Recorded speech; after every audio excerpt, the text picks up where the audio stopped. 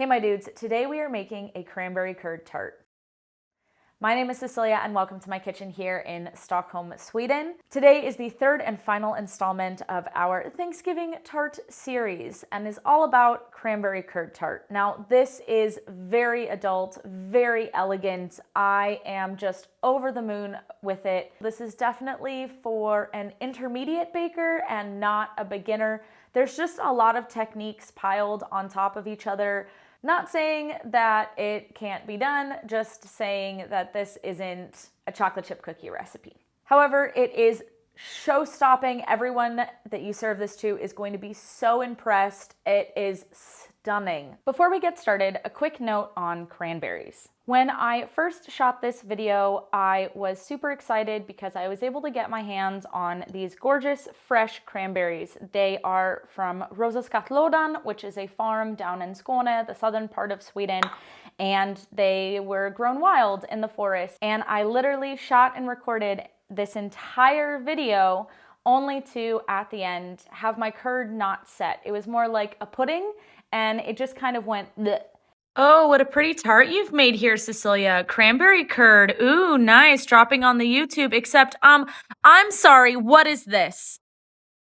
And I was devastated because it tasted so good, and in my testing, my recipe had worked just fine. And I was freaking out. I couldn't understand why it was in my tests that I got this really nice curd that really held its shape, and then I made this tart in front of the camera and oh my God, the whole thing fell apart. What was happening? Then I went to shoot today's video. Now I had literally run out of fresh cranberries except for this little bowl that you see here, which I was saving for decoration on top of the tart. And I had to use frozen cranberries. Now these come from the north of Sweden somewhere. I just found them in my freezer section at my grocery store and took those. And as I was cooking the curd, I realized that it was thickening up like a lot. Like without the gelatin, just cooking the berries, they were really thickening up. They had a lot more pectin. As you'll see later in the video, this recipe definitely works. The tart looks great and happiness abounds. So what was the difference? Well, in one video, I used fresh cranberries for everything, and in another video, I used a majority of frozen cranberries. Now, I don't know if the freezing process had something to do with it, or if it was because some of the berries were from northern Sweden instead of southern Sweden. I honestly don't know. All that to say, it's remarkable how even though you think you're getting the same product, it can wildly affect your pastry. And in the case of a tart like this, I used the same recipe, the same method in the same kitchen, but the only thing that changed was I got fresh berries from southern Sweden and frozen berries from northern Sweden. And yet I got two completely different curd results. That's insane. Anyway, because the frozen cranberries were the ones that worked out for me, I would suggest to do the same. Go get frozen cranberries. And I don't know if you took fresh cranberries, like a bag of fresh cranberries, and then froze them, if that somehow like unlocks the pectin or does something different. I don't have any idea. No idea. But I used frozen, so for safety's sake, I would say go ahead and use frozen for your curd. Definitely use gelatin. Both of these things are gonna provide you with more insurance. Anyways, after that amazing pep talk, let's make some tart. First things first, begin with the tart shell. I have a whole in-depth video about tart dough, but if you don't want to watch that, here's what you need to know in 30 seconds. Mix together 125 grams of butter, 90 grams of powdered sugar, and a teaspoon of vanilla sugar. Add in 1 egg and 1 egg yolk. Whisk together. Throw in 250 grams of flour. Mix that together. Wrap the dough in plastic and put it in the fridge for an hour, but better overnight. Roll out the dough and line your tart shell and then pop it into the freezer. Take it out of the freezer, line with parchment, fill with baking beans, and bake at 190 degrees Celsius or 375 degrees Fahrenheit for 20 minutes. Take the beans off, brush with egg wash, and bake for another 15 minutes or until golden brown. Now, Onto the filling. Begin by blooming 4 grams of gelatin in ice water. Make sure you're putting each sheet individually so that they're all coated in water and they don't get any hard spots. Put that to the side to bloom. Into a pot, place 300 grams of frozen cranberries, 200 grams of sugar, and 75 grams of orange juice, and then set on the stove. Stir a bit in the beginning so that the sugar does not stick to the bottom and caramelize. Once your cranberries have started to boil, turn down to a simmer and set a 3-minute timer.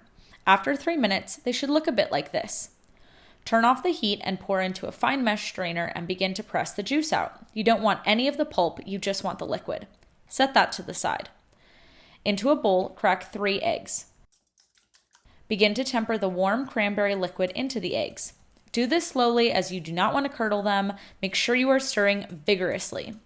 Pour the liquid into a pot. Set on a medium-low temperature and stirring continuously, bring the mixture to 82 degrees Celsius or 180 degrees Fahrenheit. As soon as it hits that temperature, turn off the stove, throw in the gelatin, whisk to combine, and then pour into a fine mesh strainer. Cover with plastic wrap on contact and let cool until about 55 to 60 degrees Celsius. Once it's cooled down, begin by adding the butter bit by bit. I like to do about a tablespoon at a time. Pour the curd into the pre-baked tart shell. You can help it out a bit by using an offset and then at the end jiggling it very slightly to get a nice smooth surface. If there are any bubbles and you're a perfectionist like me, you can pop them with a toothpick. Place in the fridge for at least 3 hours. Once the tart has chilled, begin the glaze. Into a bowl with ice water, bloom 2 grams of gelatin. Place to the side. Into a pot, place 200 grams of cranberries, 200 grams of sugar, and 50 grams of orange juice. Place on the stove and bring to a boil. You're basically doing the exact same thing you did for the curd, but the ratios are slightly different. Again, let simmer for 3 minutes, stirring every once in a while. Once the 3 minutes are up, turn off the heat, stir in the gelatin, and push through a fine mesh strainer. Stir gently to release some of the heat. Take a spoon, dip it in water, and begin to take some of the scum off.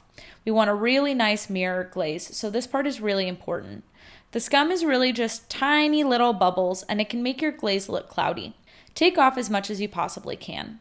Take your tart out of the fridge and begin to very, very, very carefully pour the glaze on top. Move continuously as you pour. Do not pour in one spot or you will melt a hole into your curd and you will be very upset. Trust me, I did it before and I was very unhappy. Pop any bubbles with a toothpick and place the tart back in the refrigerator for at least 3 to 4 more hours. Overnight is preferable. Once your tart has chilled thoroughly, again, it is time to make the Italian meringue.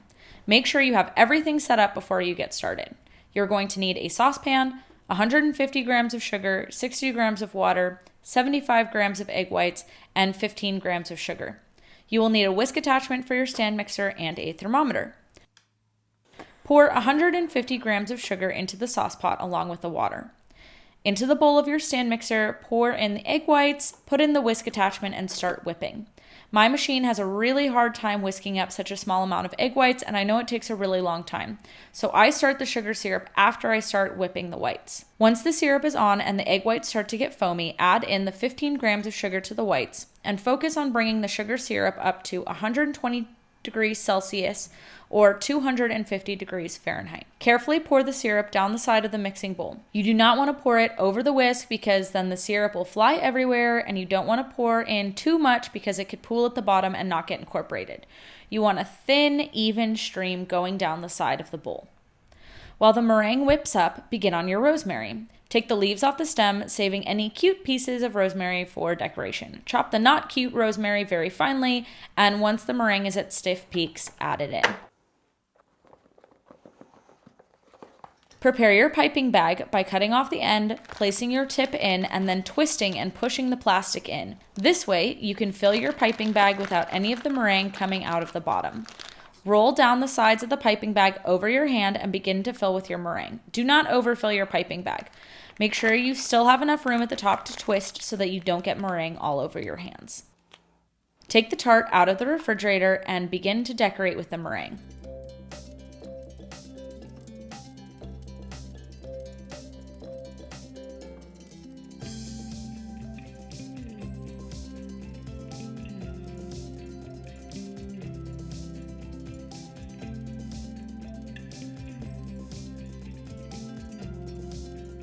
Once done, decorate with fresh cranberries and the cute pieces of rosemary. Remember that odd numbers are more attractive than even numbers, so try to have an odd number of cranberries and an odd number of rosemary sprigs. All right, boys and girls, she is beautiful, she's elegant, she looks great, but does she taste good? Let's find out. I just ran my knife through some hot water just to help it glide through here. And then let's go. Well, the knife is still warm. You don't want the knife to be wet. You just want it to be not cold. And we're wiping. Pastry chefs usually have like a really big like plastic bucket or container or whatever, and that's what they'll like fill with hot water and take the knife in and out of there. I'm literally shaking. I'm so nervous right now. It might also be because I haven't had lunch and I'm hungry, but I'm gonna say it's nerves. There we go. Wow, that's so good. That is insanely good. It's all so good together. I'm super happy about this. I think it tastes good, it looks good. People are gonna be so impressed, and you should also be impressed with yourself when you make this, because the amount of technique that is in this tart it's not beginner level. There's a lot of complicated techniques. So when you make this at home, like, feel proud of yourself. I'm proud of myself, and I'm supposed to be like good at this stuff, but you have to gas yourself up, right? Thank you guys so much for watching. I hope you enjoyed today's episode, and I hope you've enjoyed this whole Thanksgiving tart adventure that we have been going on for the past several weeks. I know I have really enjoyed it. I love Thanksgiving, I love tart, and it's been really fun, and I learned a lot. So I hope you guys learned a lot, because I learned a lot.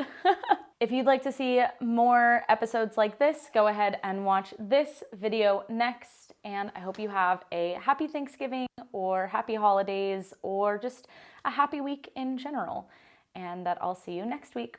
Hej då!